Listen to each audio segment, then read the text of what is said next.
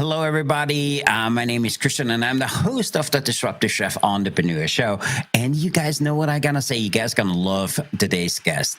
I'm joined by somebody who redefined what it means to be a chef, what it means to be a thinker, what it means to be a system architect. I won't tell you his name yet, but one of the things, the story Bobby has heard of him, you know what? He's a Yale-trained you are a microbiologist, and you know what? He's a James Beard Award-winning chef.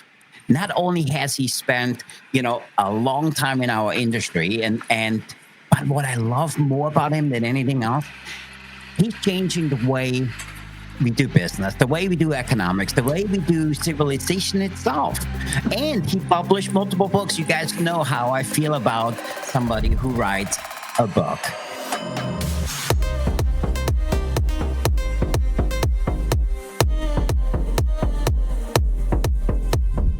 And with that, I heard from my team, we ethically stocked them, we need to do a better name, that I heard this guy is an amazing human being. And with that, I want to introduce Craig Shelton. Welcome to the show.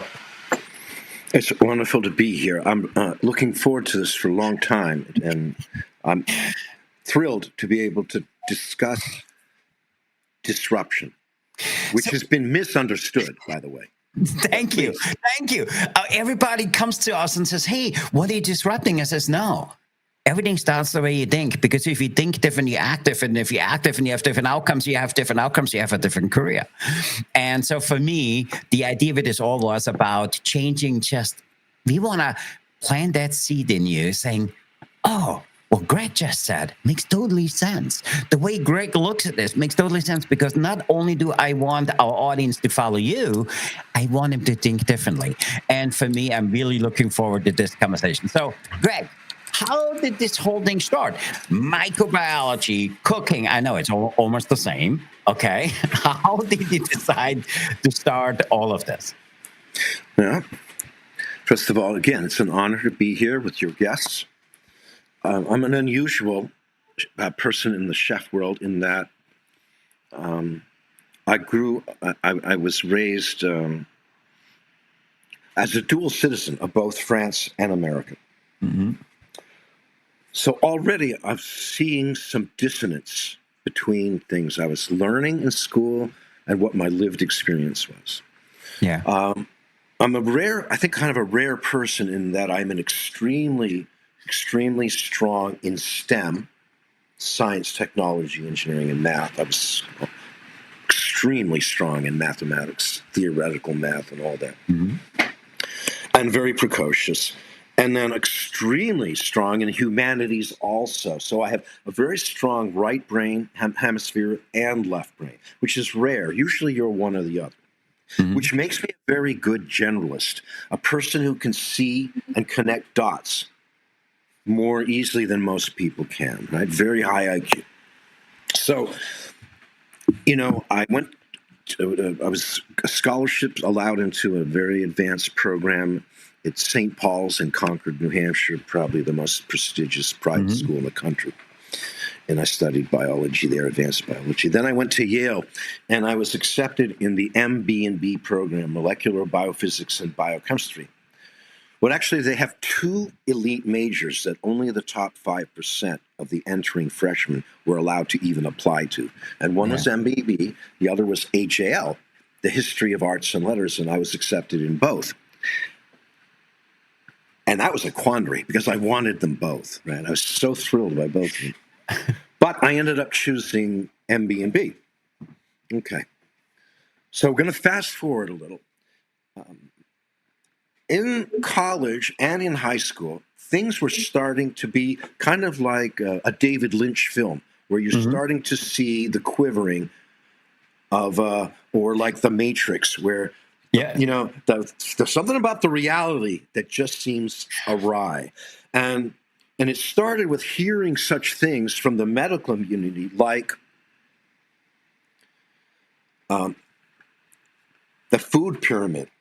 The idea that, butter is bad for you and margarine is good for you. And red meat is bad for you and chicken is good for you. And a whole slew of things that, if you add them up, medicine was at the time was basically saying, listen, if it tastes good, it's bad for you. And if it tastes bad, it's good for you. And now, hold on for a second. I don't think there's ever been issued a more anti-Darwinian statement than that, a more unscientific statement than that our Totally bodies agreed. would have developed feedback loops for the extinction of the civilization, of the species, okay? And I said to myself, there's something awry in medicine. Something has gone, because I was planning to be a neurosurgeon. Something has gone wrong, because what I'm seeing is symptom management and no looking for root causes, or very little. Yeah. And we now know this. Rockefeller had a lot to do with that, regardless. So, I thought to myself, well, now listen, every time I eat, when I with my family in France, no one counts calories. We eat so much butter, so much animal fat. We don't count. We even eat dessert. No one counts calories, and we all lose weight. And I feel that my brain is at least 10 IQ points higher when I'm eating in France than when I'm eating the standard American diet. Yeah. Okay, in here in America. And that's when I said to myself, Craig, maybe you can do more good for humanity as a chef. There is some embodied wisdom in the French way of feeding its people that we are totally fucked up here in America.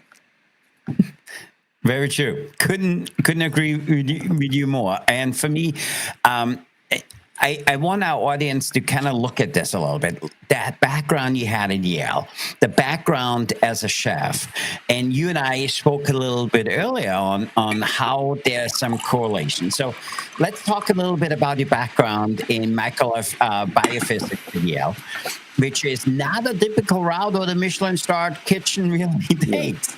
So, no, I mean, I was studying quantum thermodynamics early on. I don't know if it's freshman some year. I did a graduate seminar in Freud, reading every single thing he wrote, books-wise, not his letters.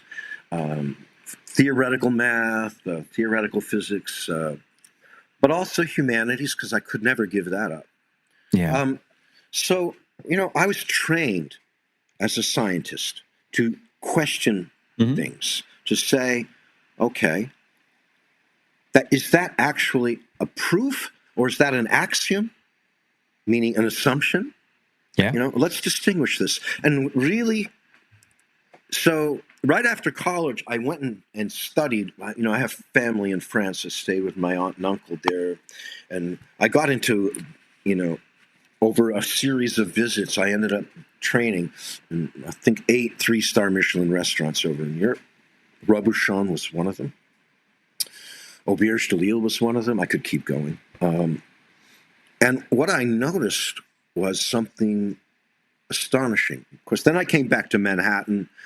I went to my first serious restaurant in America was in Los Angeles under the Wolfgang Puck's Ma Maison, right? He just was exiting.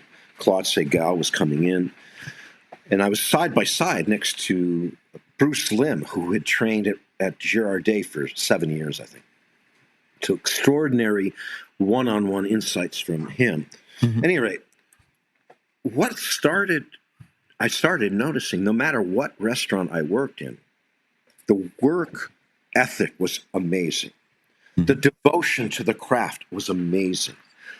The ethos, the spiritual character of work, the dignity of work, the level of integrity of these people was inspiring like nowhere else, like no other industry.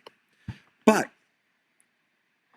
when they came to explain what they were doing, why they were doing it this way, unfortunately, almost all of the time, they were completely wrong at a scientific level. Right? And so it started me questioning, saying, wait a minute, in spite of having wrong first assumptions, therefore a wrong scientific explanation, they are managing to sort of like a clock that's right twice a day, still produce amazing results. Okay? Mm-hmm. This becomes very important later on. When we talk about my Ryland Inn, which was possibly the first farm and table project in the world, in which you had a Michelin 2-star, 3-star level restaurant with its own organic farm. We grew 2,000 different types of plants, trees, berries, food, with crop livestock integration, grass-fed beef manure, the whole thing. All the kind of practices that today you would consider state-of-the-art, best practices, we were doing 35 years ago. Mm-hmm. And it was a remarkable difference in the nutrient density.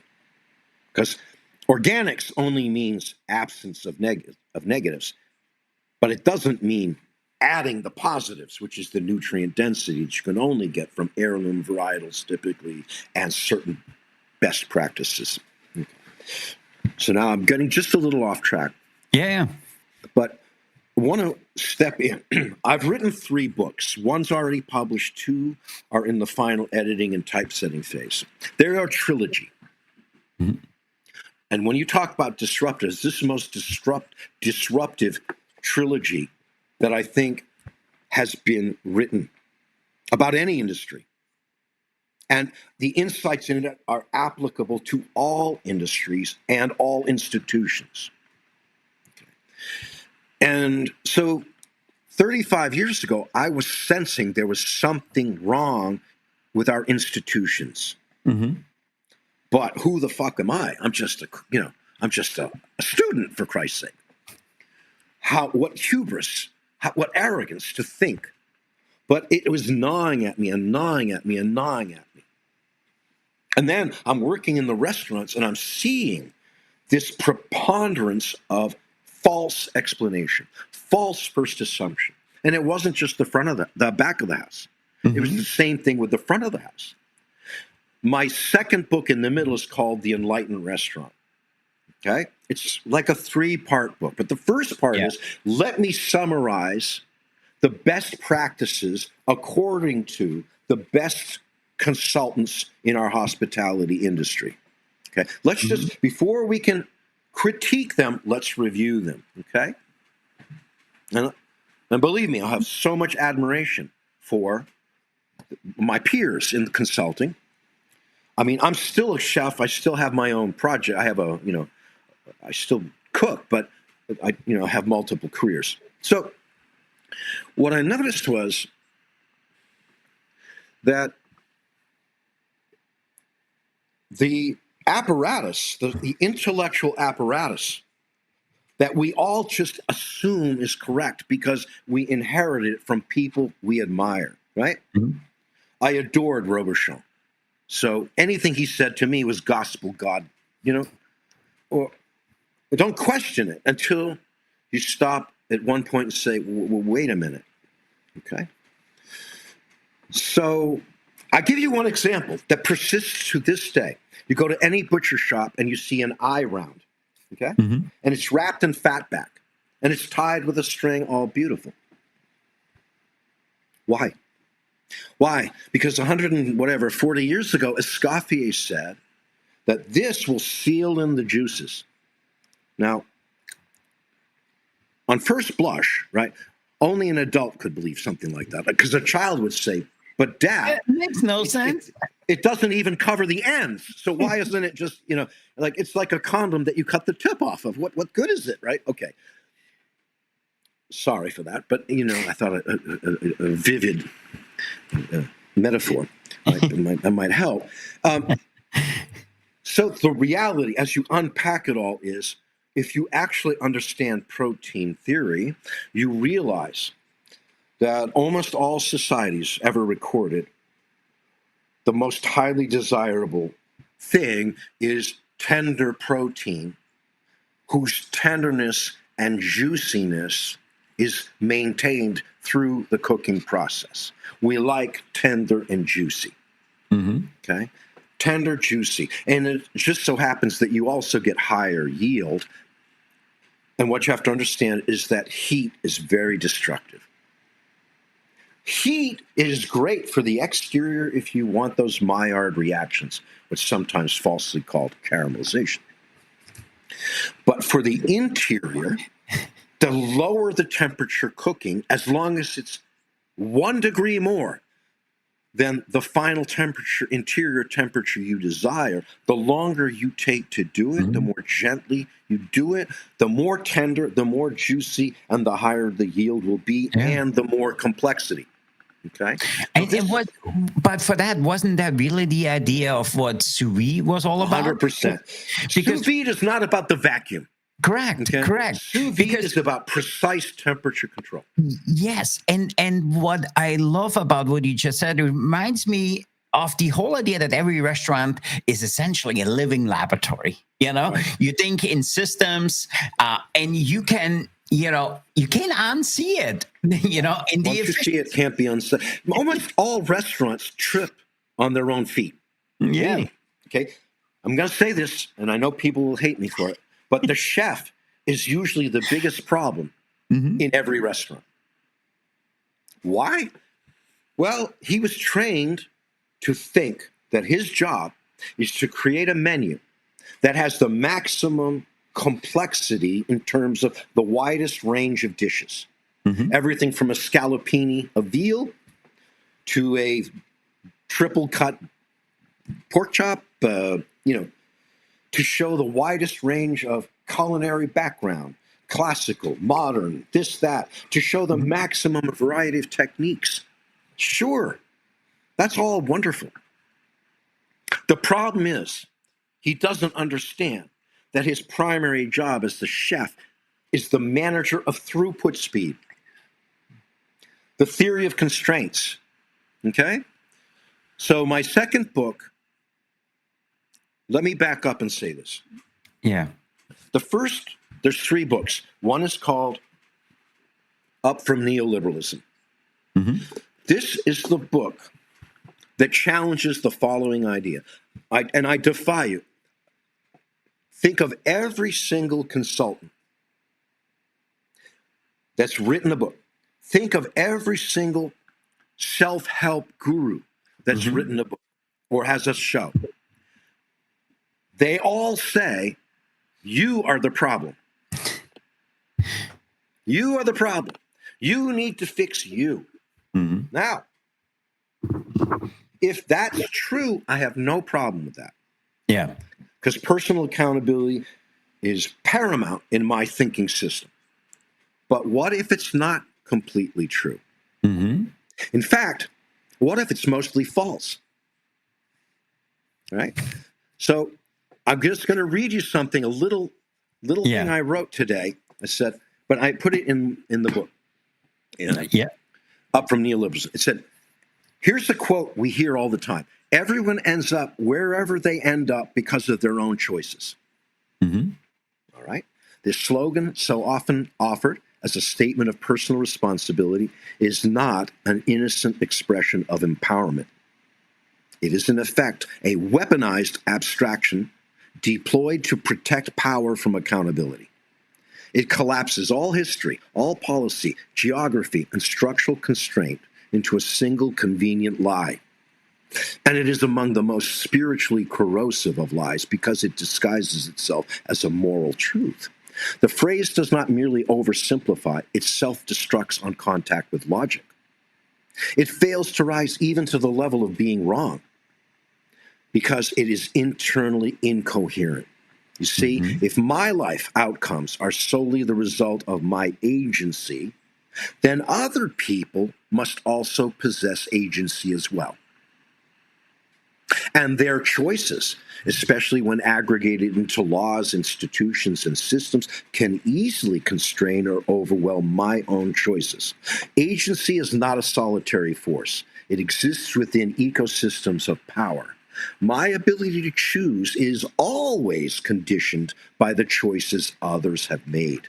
That fact does not excuse personal accountability, but it frames that accountability within contextual reality. And if we're going to help people improve their businesses and improve their lives, we must be talking about reality instead of a fiction.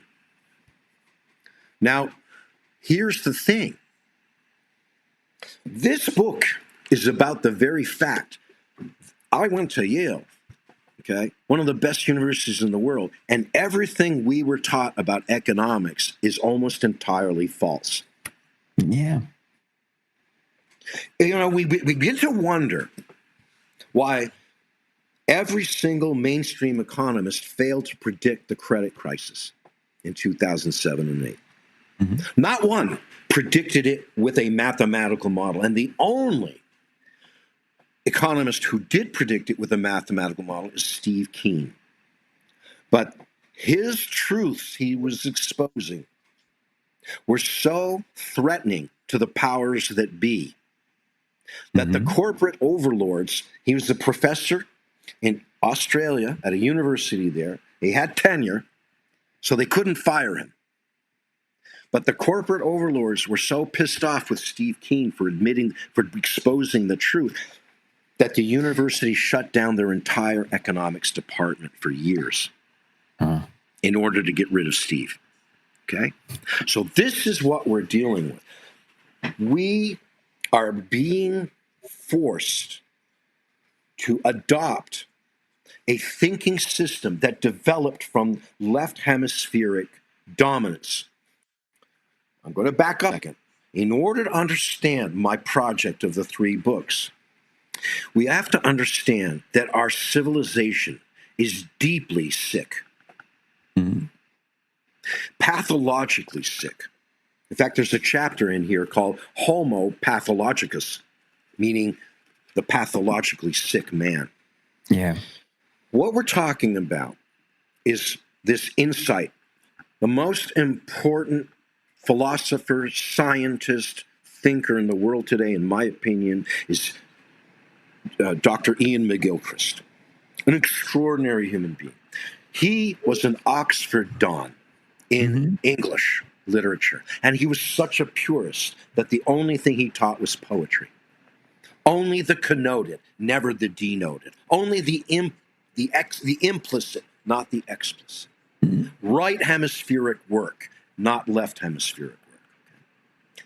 And then he got so disgusted by the politicized, literary criticism movement, he left it, went back to school and graduated as a medical doctor, and then became research in psychiatry, and he especially studied what we call the lateralization of the brain, the fact that the 2 hemispheres are not identical, nor do they operate the same. In fact, he summarizes it in the most beautiful metaphor. He says, since the beginning of time, animals have had one universal problem. How do I get my lunch without becoming someone else's lunch? Yeah. By the way, I absolutely love that. And so, Craig, I came across an early reference you made about the input and output model, where you described on how to think about the whole economic coherence. And I don't think most people realize that you were applying that model to the restaurant P&L. 35 years ago. Yep. Yeah, decades before everybody else. Yeah, before we go too much theory, we have to understand there's a point here. Okay? And I'm going to say what the point is. Yeah. If the first part of my book was the best thinking of the contemporary thinkers in hospitality. And here's the problem. If that's the best practices, and most people are doing most of these things, yet they're getting horrifically bad results. In fact, part of what I can take you through in another session. Yeah. Another podcast another time.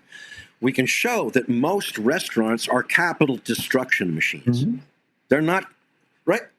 Yeah, spot on. Yeah. When you talk about the weighted average cost of capital between equity and debt, most restaurants are producing revenue way below that. And another thing is location. Most of the restaurants that are profitable are urban, and most of the restaurants that are horribly negative are suburban or rural. Correct. And that has to do with another one of the fallacies. So the second book, The Enlightened Restaurant, starts from, we are going to question every single assumption.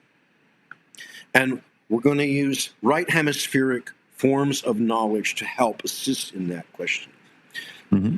And then we're going to rebuild a whole new way of thinking about hospitality, restaurants, hotels, about geography, about everything, every single thing. And we're going to see that we actually have thousands of solutions that were invisible in the old way of thinking. So, what Guillaume McGilchrist has showed is that nature solved this problem. How do I get my lunch by creating two different types of consciousness? The left hemisphere is that how do I get my lunch? Left brain controls right side of the body. So the right hand in most people is how you grab, how you pray, how you shoot, how you get your lunch. Left hemisphere, right hemisphere on the other hand, controls left side of the body, is a different type of consciousness. Right, left hemisphere, pinpoint or spotlight consciousness. Right hemisphere, floodlight, everywhere, omnidirectional. But it's more than this. The right hemisphere sees the connections, sees the systems, sees how everything is related to each other. Yeah. Generally speaking, the female mind is more this way. The left hemisphere is more, how do I get? And it sees everything as separate, as atomized, as individuals. Right hemisphere says, you know, that tree and I are one system. It breathes out the oxygen. I breathe it in. I breathe out the carbon dioxide. It breathes it in. We are a system. We are a whole. Okay. The left brain sees tree, Craig, two completely different universes, have no relationship with each other. Okay. So they each have their purpose. What McGilchrist identified was this: the brain is not balanced unless the right hemisphere is in charge and the left serves it. Because the left hemisphere, the logic side, is non-veridical, meaning it cannot tell truth. It has no way of determining truth.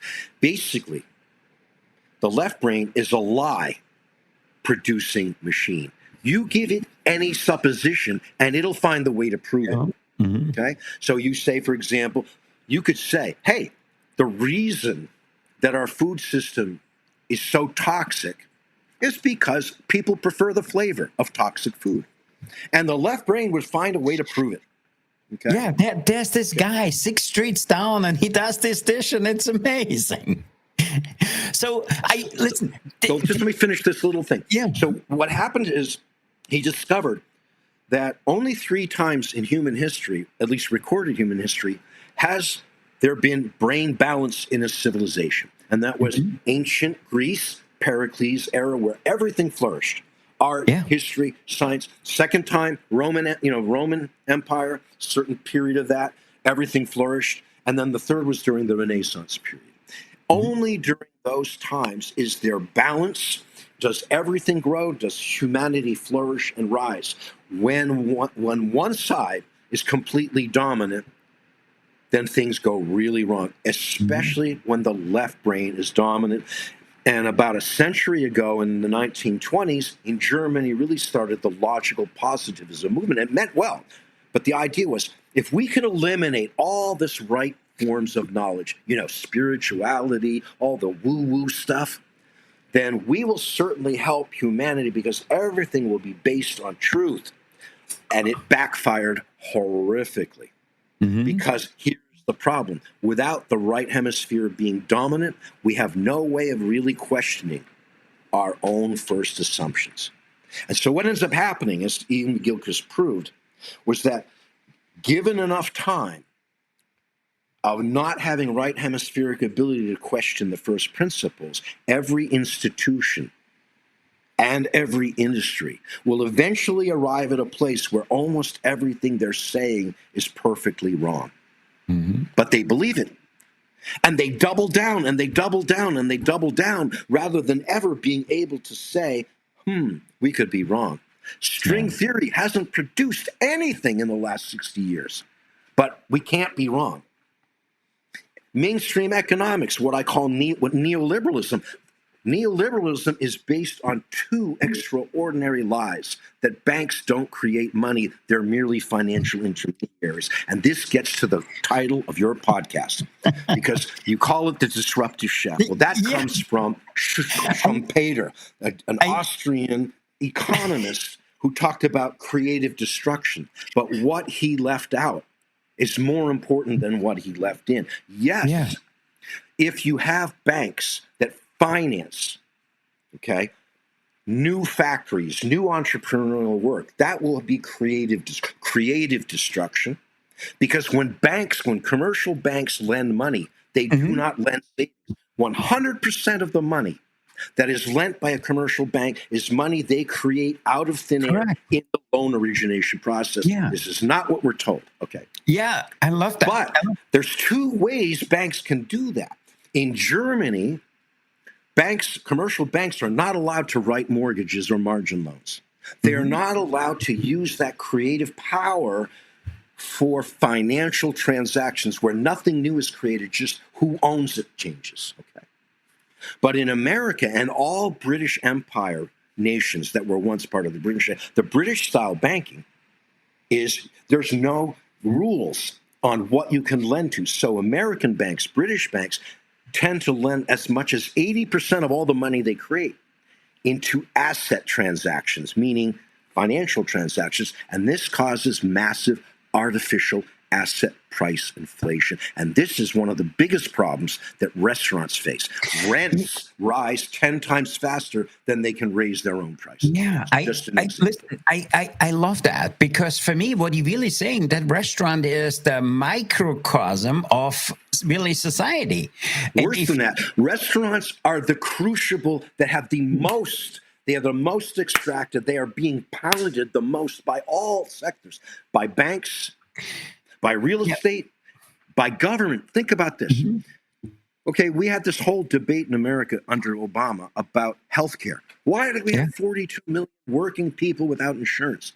Good question. Humane question. Brilliant question. Every answer that followed was absolutely stupid, because nobody ever asked the second question. Well, how does everyone else do it? Well, everyone else in the modern world pays for it by taxing all businesses the same amount. It's a sales tax. It's called a VAT tax. So a trial attorney, law firm pays exactly the same as a percentage of sales, but not here in America, where we have perfected the way to take tax off of those who can afford it and put it onto those who can't. Instead, we tax for a public good. Healthcare is a public good, okay? Medicare, Medicaid, these are public goods. We tax the restaurant owner or the business as if they were the parents of the employees, meaning we're taxed on a head count basis. The net result of this, when Obamacare went through, okay, at that time, the productivity, meaning the number of dollars of revenue per year divided by the average number of full-time workers or their equivalents. Equivalent means like 220 hours equals 140 hour full-time. Okay. It ends up that make sure I get this right, but I think what it came out to be was that big tobacco restaurants are taxed for the social safety net 100 times more than big tobacco as a percentage of sales. And yet, restaurants perform one of the single most important functions of all businesses in America, which is we mainstream marginal people. We are the ones that take in the people who are going to be criminals or they're going to be, problems for society, and we help them become highly productive, highly beautiful people, members of society, and yet we get the most punishment from tax policy. And I love this. And to our listeners, what I want you to do is I encourage you to rewind this part a little bit, because this has really been a masterclass on operational clarity for a few reasons. The way you look at operations and microcosm and everything, for me, it's so critical. And that simple illustration you had about healthcare, for me, shows where we need to go in our country here and what we need to do in order to compete. Because the way we set up, this is not something you can continue to compete with. I want you to understand something. I am not a socialist. I'm not a communist. I'm trying to save capitalism. And here's the thing. The capitalism we have today in America is not the capitalism we had in my dad's day. That was industrial capitalism. Yeah. That tended to raise all boats, with, of course, some exceptions, no doubt. But finance capitalism is completely different. It has only one mission, which is to strip everyone else of their assets, to steal it all. Some people in politics have said, the red state, whatever, these were people who were left behind. They were not left behind. Their wealth was stolen from them by manipulating the system. Okay? Pure and simple. Now, that first book talks about these general things that are wrong systemically in society. Yeah. The next book goes deeper into the epistemic collapse, meaning our cognitive ability to see truth was compromised by the fact of our civilization rejecting all right hemispheric forms of knowledge. Therefore, we set ourselves up to each year be more wrong about our beliefs than we were the year before. And arriving at a point where we are nearly perfectly wrong in almost every industry and almost every institution. That's where we really are. Okay, so the good news is, once you realize this, okay, you can make changes. Now, I'll give you an example. A lot of people have trouble with this. Craig, oh, Jesus Christ, this is insane. Now, I'm going to tell you the truth. I've had hundreds and hundreds and hundreds of clients. Only a handful have done the things I've recommended because it's shocking. But the ones who have are enjoying 30% compounded growth rate for the last 5 years in a row in this economy. 30% CAGR. Okay? There's no chain that's doing that. Yeah. I'm going to take you through my book. Now, I've identified almost 500 fallacies that we believe in the restaurant industry. But I'm going to give you the 8 biggest. Number one, the American geographic fallacy. That is the most common thing is some owner, some wealthy guy goes to eat at, say, Le Bernardin, best fish restaurant in the world, where I trained for 4 years. I want my own Le Bernardin in my suburban town, so I'm going to build a duplicate. I'm going to replicate it. I'm going to get the same chairs, the same kitchen, the same quality chef. Okay? What ends up happening? Financial ruin. 16 million down the toilet. 20 million down the toilet. Okay? Why? You notice this. You see the difference in Europe versus America. In Europe, when you talk Michelin restaurants, the vast, vast, vast majority of them are in the countryside, suburbia. Only a minority, a small minority, are in the cities.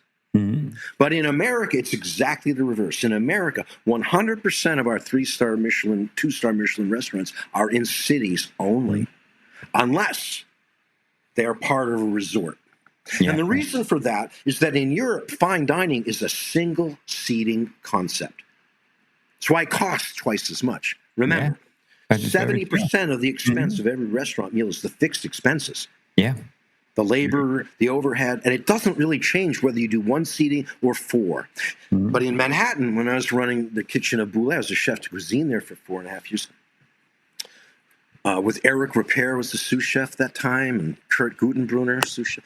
And we were doing 4 complete seatings every single night and 2 at lunch. It's 6 seatings a day.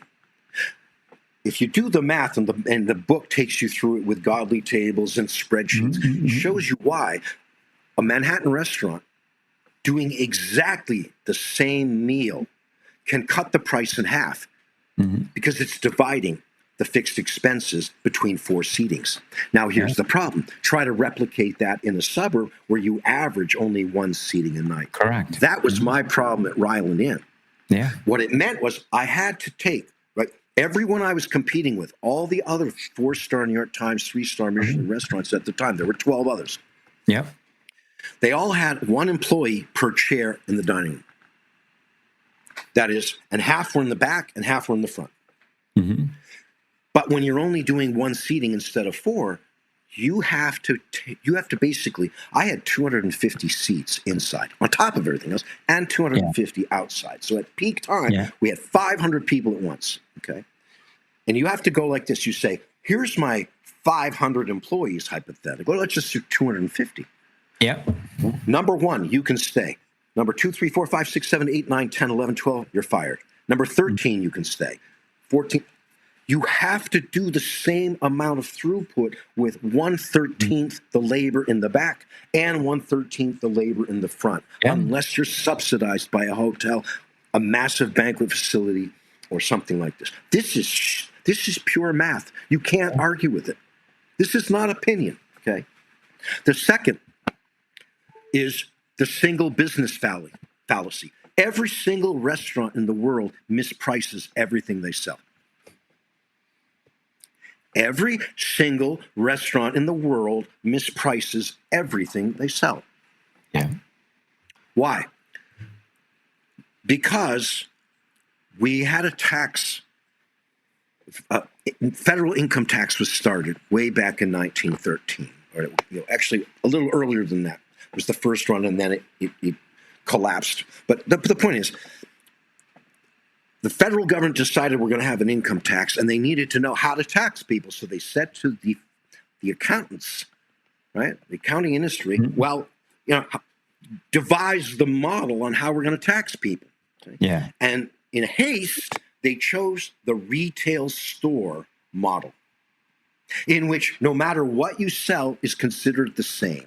And you basically say, my selling price minus the cost of good, what you paid for that item, equals the gross margin.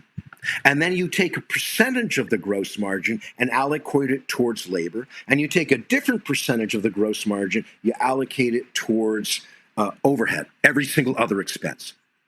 And then you have a theoretical same percentage profit no matter what you're selling. Mm-hmm.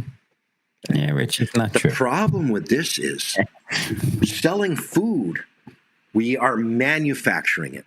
Mm-hmm. Whereas beverage, we're only retailing it. So we actually have two completely different businesses under one roof. They're so different, they're not even from the same industry.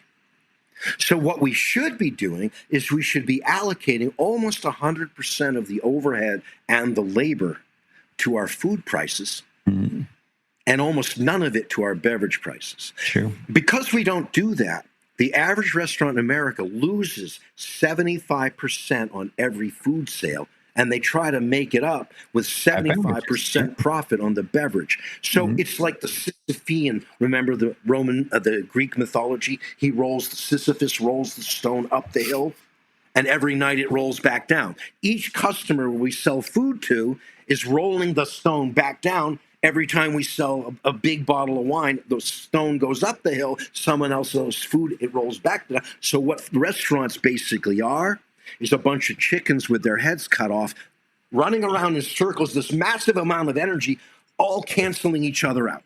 And if we have enough volume, okay, and this is the fallacy of survivorship bias, because some restaurants have these unicorn locations, like Grand Central Station in a major city. You can do almost everything wrong and still produce profit. And this perpetuates the fallacy generation after generation. Look, they make so much money. We should do what they're doing. And that kind of survivorship fallacy prevents people from dissecting what is good from what is bad. The next major thing, I called it the enlightened pricing model. I kind of hinted at it just now. Then the experience fallacy. This is unbelievable. Almost every person you talk to in front of the house theory says, we are here to provide an experience. Jesus Christ, I hope not. That is the most destructive advice anyone could give waiters. We are not here to provide an experience. First of all, they never define what the fucking experience is. how you would measure it. Okay. Yeah. And I go into the whole thing, the evolution of how restaurants came into existence. They were modeled in France after stately homes. Mm-hmm. Stately homes are called stately homes because the business of state was often conducted in the homes of these aristocrats. And that whole upstairs, downstairs was the imitation of military brigades, right? So the brigade system we still use in the kitchen today based on military objectives. Mm-hmm. The upstairs, now the brigade system in the front of the house, front Yeah. waiters, back waiters, bus boys, all this, it's based on these stately homes. But why? Correct. You see, the whole thing, whether they were aware of it or not, in a Darwinian sense, the whole way that these houses were run had to serve the purpose of getting shit done. Might be trade agreements, might be military plans, might be supply chain, might be whatever the business of the state is. And in order to get shit done, the team, the upstairs team and the downstairs team needed to accomplish one thing more than anything else. How do we get the guests into the right psychological state to give our boss a fair hearing? Correct. So he has a chance to sell the deal. Now, then restaurants came into being with wealthy industrialists so the original stately homes created the perfect platform upon which to conduct the business of state. The first power restaurants right after the Revolutionary War and the super wealthy merchant class, they created restaurants to be the perfect platform upon which to conduct the business of business. And then over time, it was democratized, in which a modern day restaurant's perfect platform upon which to conduct the business of life, whether that is business or personal. And the biggest problem with telling people this is an experience that we're after is that we end up screwing the host 9 times out of 10 of accomplishing the deal. There is a deal going down on every table, even if the person is alone. Yep. And we should be the wingman rather than the person who disrupts the deal. This is why I call the water pitcher a weapon of mass destruction. The specials are an atomic bomb of mass destruction. How many times? Okay. So I taught my staff a completely different philosophy of service. We are here to use every ethical tool in our arsenal to help the host achieve his deal that's going down by putting the guests into the right psychological state to be able to hear fair-mindedly the host's proposal. And this is why billions of dollars of deals were signed in the Ryland Inn. Billions. In fact, one of the CEOs told me, Craig, it goes into the book, but one day I had put some I did it myself when Access first came out, Microsoft database program. Yeah. And of course, I overestimated my skills 10,000%. I ended up with a simple product that was simply, let me know when there's a major change in the amount of revenue per month of any of our most important top 100 customers. That's all I could do. I am no tech guru. A few months later, the administrator says to me, Craig, Chef, you got to come and see this. And so, okay, what happened? I said, all of a sudden, our number one client has tripled their business volume overnight, and it's holding steady for the last 3 weeks. I was like, wow. I filed that away. I said to myself, there must be something amazing going on. A couple days later, Saturday night, and I'm walking through the dining room doing a tour, and there he is, the chairman, CEO of that company in the cigar room. He had just finished dinner. So I went over and I said, Mr. X, I want to congratulate you. He says, what are you talking about, Craig? And then I said, well, just the software, and we noticed this and that. And he said, sit your fucking ass down, Craig. I said, okay. Do you think you're the only one who measures shit? No, sir. He said, you know why I'm the CEO of the number one company in the world? Because I measure everything too. And we just conducted a 3-year study of our business entertaining dollars return on investment. I said, I don't even know what that means. He said, well, I look at the business, my business dining dollars, my business entertaining dollars as an investment, not as an expense. And what we found out, Craig, is all over the world we do this.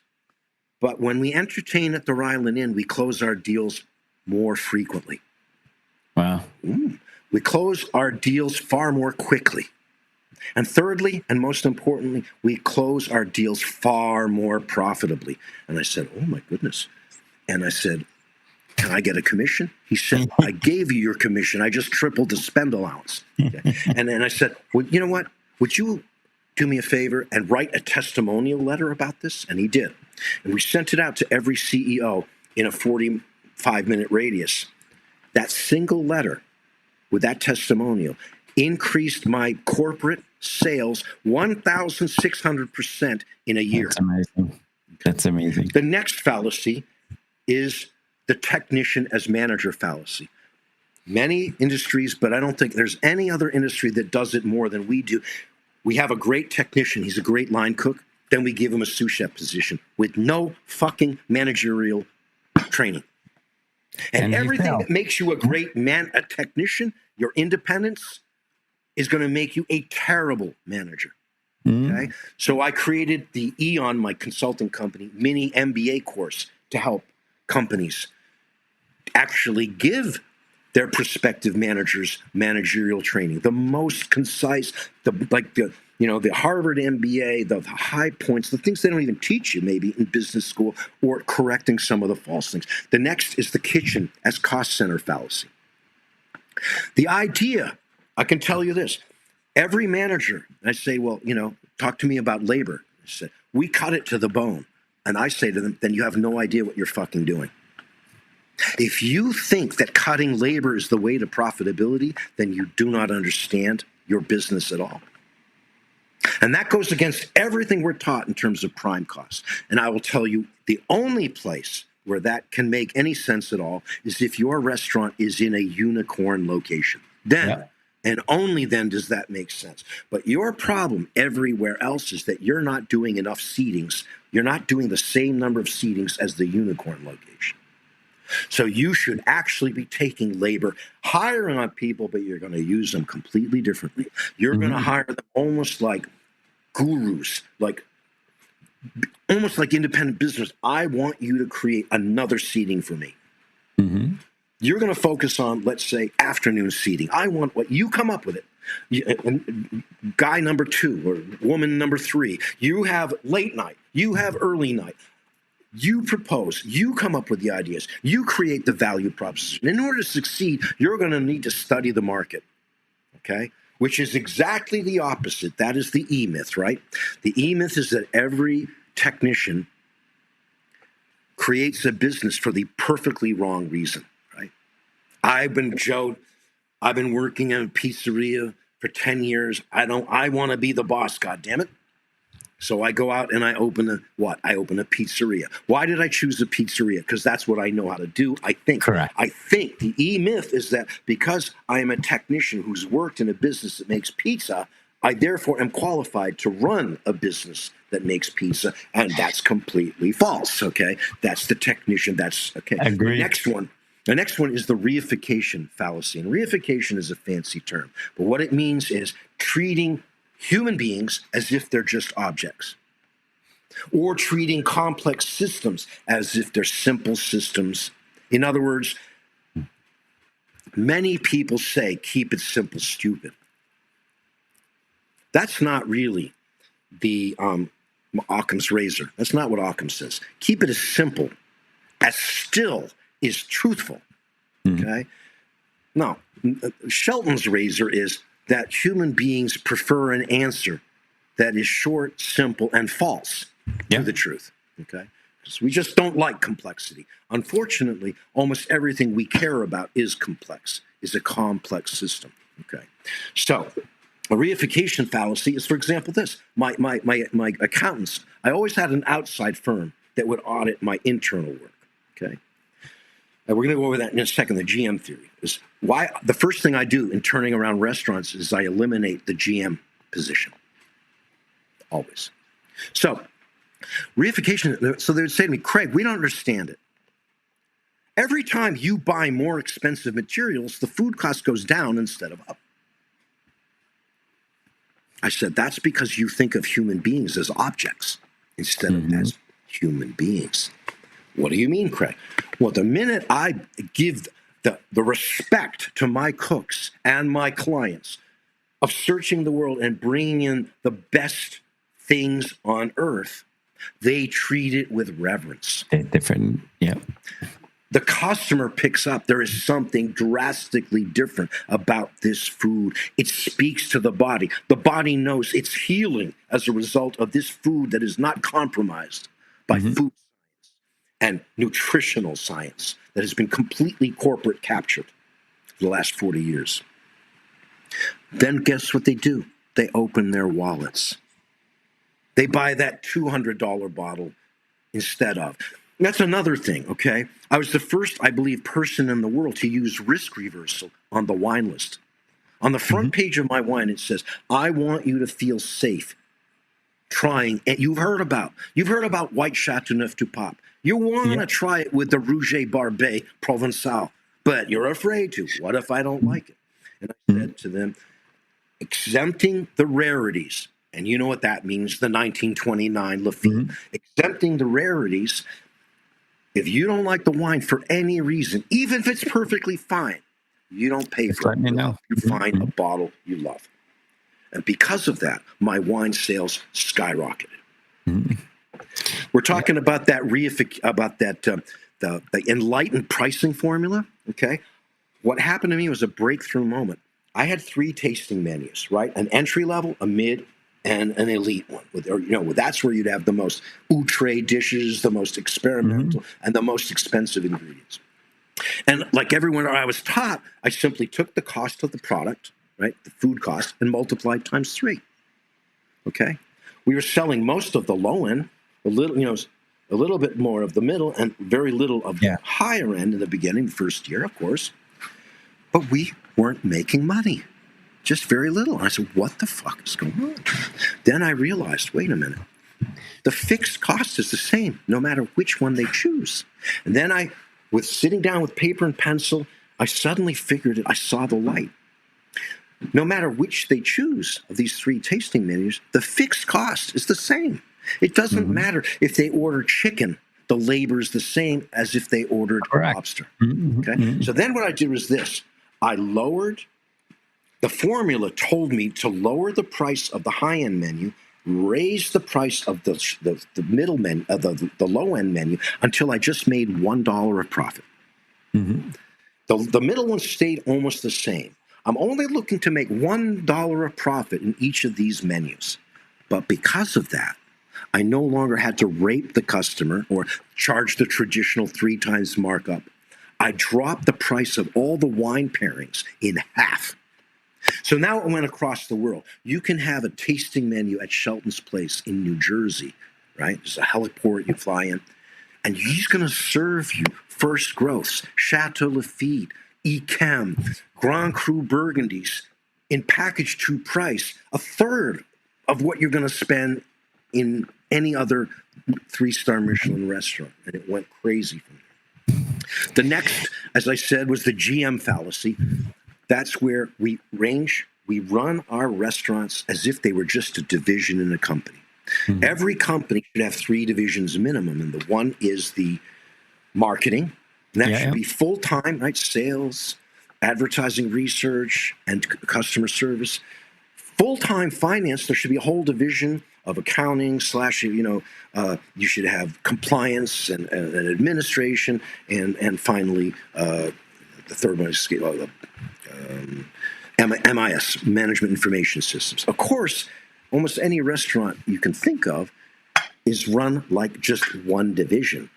If there's a finance person at all, it's usually just like an external bookkeeper who just gives the damage report each month. And if there's any marketing at all, it's usually like some outsourced PR firm or some SEO type of thing. But no restaurants are set up like actual corporations. And then the problem is this. The general manager is forced to represent 3 opposing divisions. He's in charge of the finances. the function of finance is to protect the corporation's assets while operations are fulfilling the promises made by marketing. Mm-hmm. And the promises to be effective need to be unique. Category of one. So it's all set up for failure. See, Yeah. the GM is compromised. He's saying, well, I can only promise this much because I'm also responsible for fulfilling it. And by the way, I got to protect all the money, so I can't even take risk. Okay? So the first thing I would do in any restaurant to save it, to turn it around, is we're going to eliminate that position, not the person. We're going to create 3 positions. If we have 3 managers or we got 3 owners, one is going to specialize in marketing and be totally responsible for the marketing, one for operations and one for finance. And that's the beginning of getting truth. By the way, Craig, I absolutely love that, and I can talk to you forever. So we definitely need to do a 2.0. But let's give our audience a little bit of a glimpse to see what's next for you. What is beyond the trilogy? So talk to us a little bit. What are you working on for the next 6 months to the end of the year on Greg, and what are you working on your business? Well, as you know, the finishing the trilogy is job 1 first, because it gives people real world solutions. Okay, like I think would be fun is just think of any single thing in a restaurant, see what I could do with it as just a game. Love that. Part of what I talk about in the restaurant book is science-based teaching of how to make the kitchen so much stronger, so much faster. What about labor? Okay, and here's something that occurred to me. Okay, I created, so people don't understand, right? People say people don't want to work. People don't want to work. Okay, as if there's something wrong with the next generation. Well, I created this metaphor to explain what this entire book is proving. Remember, every central bank, the U.S. Federal Reserve, the Deutsche Bundesbank, and the Bank of England have all confirmed what I'm saying here. Official, public confessions that what I'm saying is the truth here. Okay? But I said something like this. I said, imagine a world in which all asset prices were fixed by law, meaning house prices, real estate, commercial real estate is fixed in price control. Cannot raise even 1% a year. It's fixed. Okay? But everyone's wages and salaries go down 8% a year. All of a sudden, everyone gets it. Holy shit, that would be disastrous. I mean, you'd have riots in the streets. You would have people leaving work in protest. You would have people committing suicide. You would have families breaking apart. Well, that's just exactly what is happening in our system because of the banking being allowed to create hundreds of trillions of dollars for asset speculation rather than being used exclusively or primarily for productive purposes. What it's really doing is taking everyone's effective salary down 8% a year until the point where there's no hope. Now, again, this is a tremendous win for people who already have wealth. It's allowing them to earn money without earning it. It's basically it's a system of wealth redistribution from the bottom to the top. Yeah. Over $100 trillion has been taken from the bottom 90% and given to the top 1%. That's what's really going on. So you wonder why people don't want to work? It's because it's getting to the point where it's pointless to work. Now, if you want employees, give them housing. Figure out how to do that. Then you'll have no problem.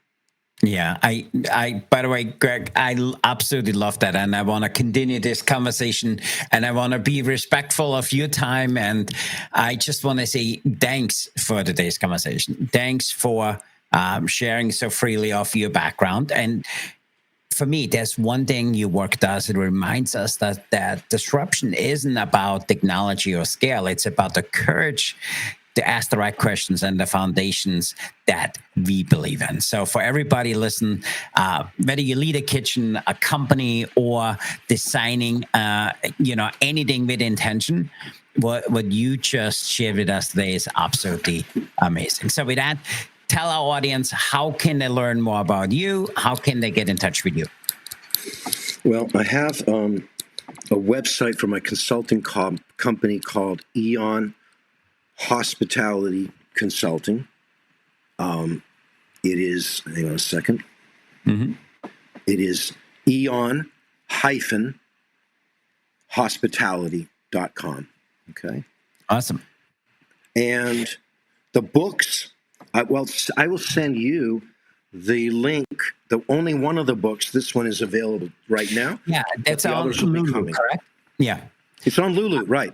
So Yeah. you can find it there, and we can talk about other possibilities in the future like that. So what we will do is we will share with some of the things we learned from the conversation today, and you need to promise us to come back to do 2 or 3 point of this. And then also all of your contact information, everything else in there, where to get your book is also in the show notes. So with that, I want to say thanks for being here today, Greg. I really appreciate you to giving us an hour plus. So I really appreciate it. And to our listeners, remember, until next time, to fire up your kitchen. Fire up not just your kitchen, fire up your career. Stay hungry for change. I'm Christian. I'm here with Craig, and we are out of here. That means we are signing off. So be the change, be the challenge, and be the chef who sets the world on fire. With that, Greg, I really appreciate it, and you need to come back for 2.0. And to our listeners, go out there and be disruptive, everybody. Meet you at next week.